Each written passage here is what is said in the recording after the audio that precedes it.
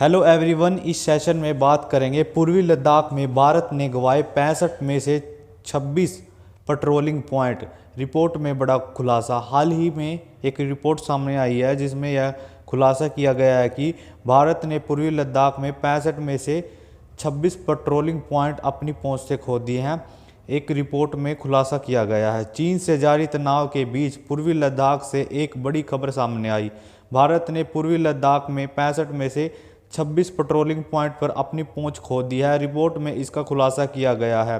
Report के मुताबिक इस समय पूर्वी लद्दाख में काराकोरम दर्रे से चुमूर तक 65 पेट्रोलिंग पॉइंट हैं। इनमें से 26 पेट्रोलिंग पॉइंटों में हमारी उपस्थिति समाप्त हो गई है। कहने का मतलब आप दूर हो गए। 5 से लेकर 17, 24 से 32, 37 पर भारतीय सुरक्षा बलों द्वारा कोई गश्त न करने के कारण यह हालात हुए हैं। मतलब कि उनकी पेट्रोलिंग ना करने की वजह से ये 26 पॉइंट अपने हाथ में लिकड़ गए। लद्दाख के मुख्य शहर लेह की पुलिस अध्यक्ष पीडी नित्या की रिपोर्ट में इसका खुलासा हुआ। पिछले हफ्ते पुलिस अधिकारियों की वार्षिक बैठक में यह रिपोर्ट पेश की गई है। अभी 1 साल की जो रिपोर्ट है उसमें यह सब पेश किया गया। इस बैठक में कौन कौन शामिल था? इस बैठक में प्रधानमंत्री नरेंद्र मोदी, केंद्रीय गृह मंत्री अमित शाह, NSA अजीत डोभाल शामिल थे।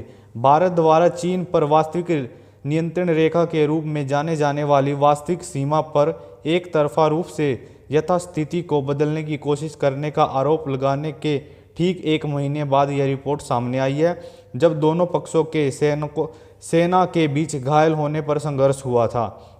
अब जानेंगे रिपोर्ट में कि ये खुलासा हुआ। रिपोर्ट में कहा गया कि चीन हमें इस तथ्य को स्वीकार करने के लिए मजबूर करेगा कि इन क्षेत्रों में लंबे समय से ISF और भारतीय नागरिकों की उपस्थिति नहीं देखी गई। चीन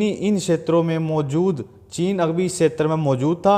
इससे ISF के नियंत्रण वाले सीमा में बदलाव हो जाएगा। अभी जो सी स्थिति थी, जो से हॉट पॉइंट थे, ये तो चीन के कब्जे में आ गए में।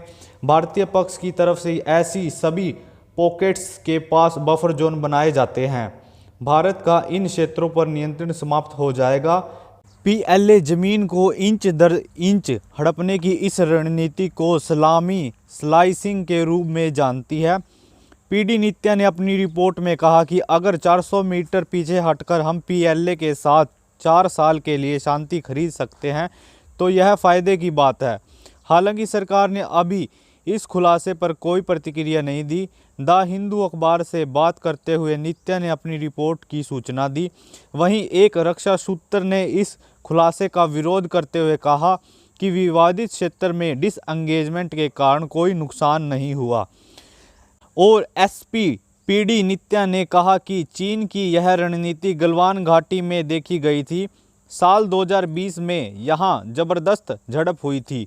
दोनों देशों की सेना आमने सामने आ गई थी, जिसके कारण दोनों देशों को बहुत नुकसान उठाना पड़ा था। नित्या ने यह भी कहा कि क्षेत्र को सीमा से बाहर चिन्हित करना और उन्हें खाली रखना भी सेना के मनोबल गिराने जैसा ही है। अगर वीडियो पसंद आए वीडियो को लाइक करें और चैनल को सब्सक्राइब करें।